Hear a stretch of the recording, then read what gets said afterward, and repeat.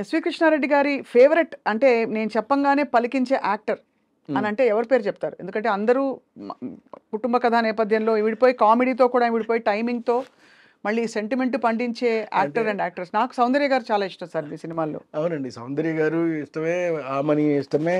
మీరు ఎవరు ఇప్పుడు మీరు సౌందర్య గారు ఆమని చెప్పామనుకోండి, మీరు who is the best actress మీరు చెప్పలేరే.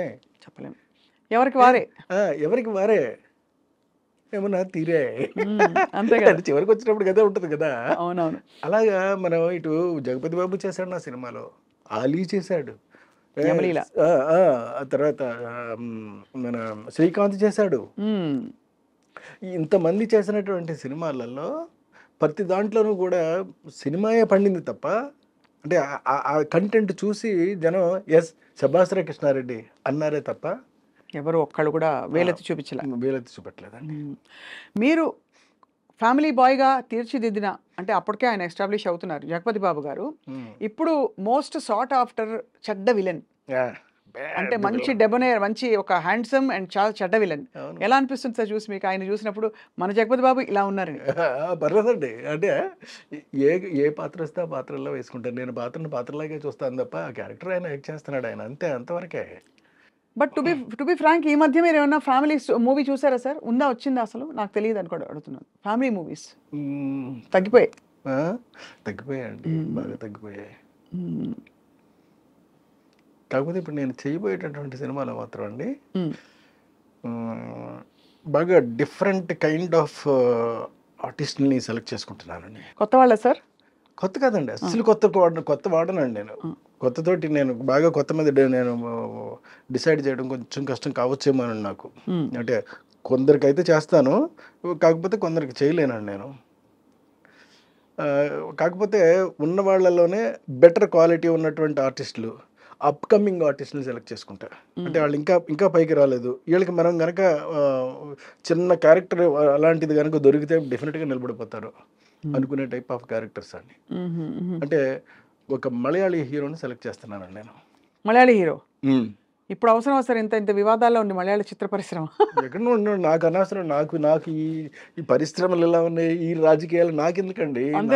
నాకు కావాల్సింది నా కథకు అనువైనటువంటి వ్యక్తి, దట్స్ ఇట్, అయిపోయింది అక్కడతోటి. బట్ ఇంత పెద్ద తెలుగులో మీకు దొరకలేదా సార్ మనకి హీరో? ఏది మలయాళం హీరోని ఎంచుకోవడానికి కారణం అడుగుతున్నా సార్, అంటే కారణం ఏంటంటే? ఏమీ అనుకోకండి సార్, అంటే మీరు ఒప్పుకుంటారో ఒప్పుకోరో తెలియదు కానీ చాలా వరకు ఈ పెద్ద హీరోలు ఇంకా కృష్ణారెడ్డి ఇంకా బాగానే కనపడతాడు అనుకో, ఇలాంటి ఆలోచన అండి.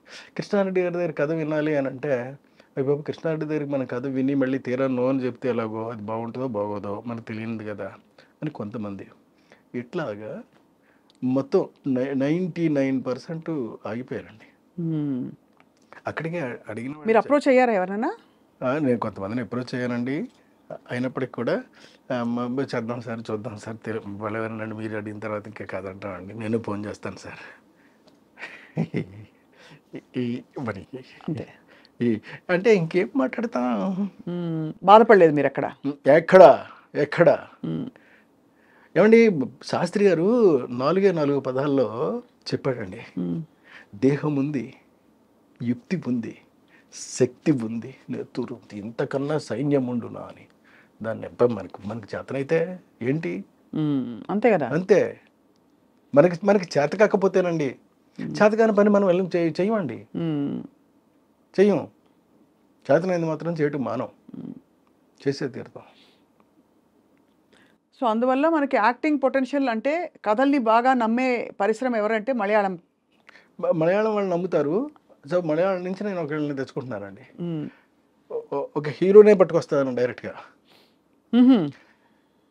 ఒక హీరోయిన్ని RRRలో చేసినటువంటి ఇంగ్లీష్ హీరోయిన్ పట్టుకొస్తున్నానండి. ఓహో,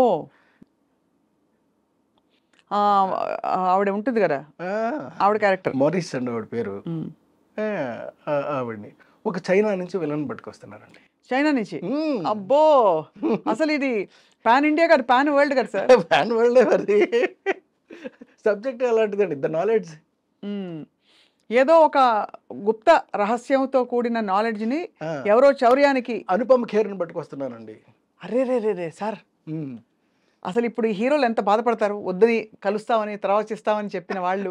ఏమన్నా అవనివ్వండి, ఏమన్నా అవనండి అసలు ఏమైనా సూపర్. అవనివ్వండి, నాకు ఇవంతా అనవసరం అండి. నాకు వ్యక్తి నా క్యారెక్టర్కి సూటబిలిటీ ఒకటే నేను చూస్తాను తప్ప రెండోది నేను చూడనండి.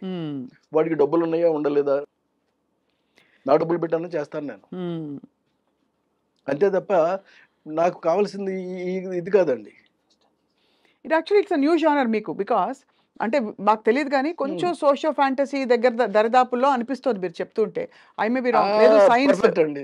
సోషియో ఫ్యాంటసీ మిక్స్ అవుతూ ఉండేటటువంటి సైన్స్ నాలెడ్జ్ అనేటటువంటి సినిమా ఇది. అంటే మీరు నాలెడ్జ్ అని చైనీస్ వాళ్ళని పట్టుకొచ్చి అన్ని చేశారంటే తప్పకుండా ఏదో కుట్ర, ఉంటదండి. ఏదో ఒకటి పురాతనమైన రివైవలిజం ఉంటుంది. ఏదో సందర్భోచితమైనటువంటి కుట్ర ఉంటుందండి అందులో. అంతేగాదే. కానీ కృష్ణారెడ్డి గారి సినిమాలో కుట్ర చూడడం బాగుంటుంది. సమయోచితమైన సందర్భ శుద్ధిగా ఉండే కుట్రే ఉంటుంది. మళ్ళీ దానిలో ఏదో ఒక మెసేజ్ కూడా ఉంటుంది కాబట్టి మీరు గీతలు దాటరు. బట్ ఇప్పటి కమర్షియల్ సెన్సిబిలిటీస్ కి అనుగుణంగా మరి మీరు ఏమన్నా ఐటమ్ సాంగ్స్ పెడతారా? ఇప్పుడు కమర్షియల్ లేదండి, ఐటమ్ సాంగ్ జోలికి వెళ్ళే ప్రసక్తే లేదు. ఐటమ్ సాంగ్స్ నేను కూడా పెట్టాను సార్, పెట్టానండమ్మా. నేను కూడా బాబు మోహన్తో పాటు పెట్టాను. అంటే నేను రొటీన్గా ఆలోచించలేను. అంటే ఎవరో ఒక అమ్మాయిని తీసుకొచ్చేసి ఆ అమ్మాయి అందచందాలను చూపెడుతూ ఒక సినిమా, ఒక మనం సాంగ్ తీసేద్దాము అనేటటువంటి ఆలోచన నేను చేయలేను. అదేనా సార్ మన సౌందర్య గారితోటి? సౌందర్య గారితో బాబు మోహన్ పాట చినుకు చినుకు అందెలతో చిటపటి చిరు సవ్వడితో అదే కదా. అదే మరి అది అది ఏకంగా మరి అది సెపరేట్ సాంగే కదా. అంతే, కానీ అది తెలియదు అలాగా. అంతే కదా సార్. ఆయన బాబుమోహన్ గారు ఎంత పొంగిపోయారు సార్ ఆయన ఇంటర్వ్యూ చేసినప్పుడు. ఈ పాట మీరు పెట్టించారని ఆయనకి, ఆయన మీద ఒక హోల్ సాంగ్ సీక్వెన్స్ పెట్టడం అనేది ఎక్కడికో వెళ్ళిపోయిందండి అది. అవును సార్. మధ్యలో ఈ క్రమంలో మీరు ఇంత ఆల్మోస్ట్ మీకు అజాత శత్రువు అంటారు కదా, మీకు ఎవరు అవి గిట్టని వాళ్ళు ఎవరు ఉండరు. రాజేంద్ర ప్రసాద్ గారికి మీకు గ్యాప్ వచ్చిందా సార్ మధ్యలో? మీరిద్దరే ఉన్న మాట చిన్న మనస్పర్ధలు వచ్చాయా? అలాంటి చిన్న చిన్నవి ఉంటే ఎందుకు వచ్చింది సార్ అసలు? అంటే ఆయన చాలా మంచి, ఆయన మీరు చాలా మంచివారు కదా సార్. మంచితనం అయినప్పటికీ కూడా చిన్న చిన్నవి ఉంటాయండి. ఇంకా అవన్నీ ఇప్పుడు ఎందుకు మళ్ళీ తిరిగి అంటే నేను అలాగే అనుకున్నాను సార్. కానీ మా ప్రవీణ్ తప్పకుండా ఇది అడిగి తీరాల్సిందే అని చెప్పాడు.